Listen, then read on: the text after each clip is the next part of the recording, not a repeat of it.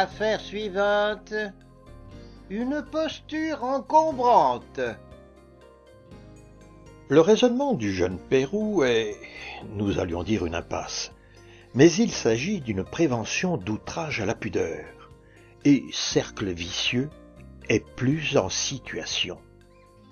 La victime de cet épicurien de 17 ans est la veuve Léthuy, qui en a 48. Elle a dû être très croustillante à l'époque de la Révolution de février. Aujourd'hui, sa beauté et sa taille ont disparu sous des cascades de graisse. Et elle est de ces femmes dont on dit qu'on peut les embrasser pendant 1 an et jamais à la même place. Dire l'étonnement de l'auditoire en l'entendant se plaindre de l'attentat que l'on sait serait bien inutile.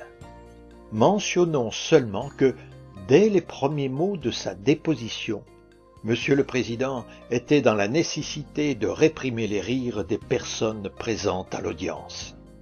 « Oui, messieurs, » reprenait la veuve Léthuy après le rétablissement du silence. « J'étais, comme je vous dis, courbé pour relever mon bas qui tombait, quand tout à coup, je me sens saisi au-dessous de la taille. »« Par-dessus vos vêtements ?»« Certainement, monsieur. Mais il me semble que c'est déjà bien joli. »« Oh, joli. Tâchez de vous taire. »« Alors, monsieur, je jette un cri, qu'un chien qui passait s'en est sauvé. Je me retourne, et je vois ce polisson qui me regardait avec des yeux flamboyants. »« Moi ? Voulez-vous vous taire ?» Je me précipite dans les bras d'un sergent de ville en criant « À moi, débarrassez-moi de ce drôle !» C'est comme ça que nous avons été chez le commissaire de police. Qu'avez-vous à dire, Pérou ? Moi, monsieur, c'est justement si insensé de la part de cette vieille dame que le monde ici présent s'en est mis à rire. Enfin, reconnaissez-vous le fait ? Je le reconnais, oui et non. C'est vrai et c'est pas vrai. Sentant que, pour ce qui est de la pudeur de madame, que si j'y ai seulement pensé, je veux bien qu'on me dépiote, qu'on me coupe en petits morceaux. Dieu merci, si je voulais une pudeur, je trouverais encore mieux que ça, c'est pas pour dire. Goujat ! Enfin, qu'avez-vous fait ? J'ai fait que, madame encombrant complètement la rue, vu son énormité et la position qu'elle avait prise, qui m'empêchait de passer, je dis en riant « Merci, plus que ça !» Alors je l'ai dérangée avec ma main simplement pour passer. Mais pour ce qui était d'avoir des idées, merci.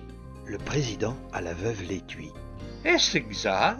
Mais monsieur, il avoue lui-même ce que j'ai dit. Alors, c'est tout. En pleine rue.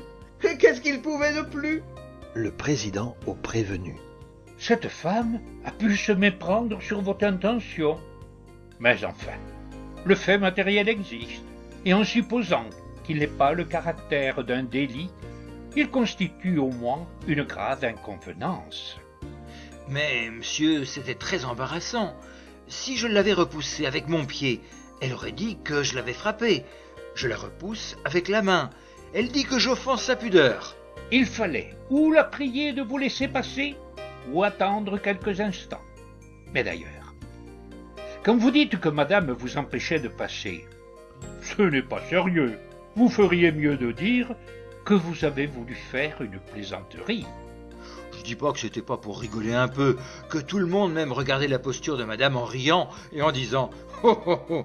Même que c'est de là que j'ai dit « Merci, plus que ça !» Le tribunal a jugé que la prévention n'était pas suffisamment établie et a renvoyé le prévenu des fins de la plainte.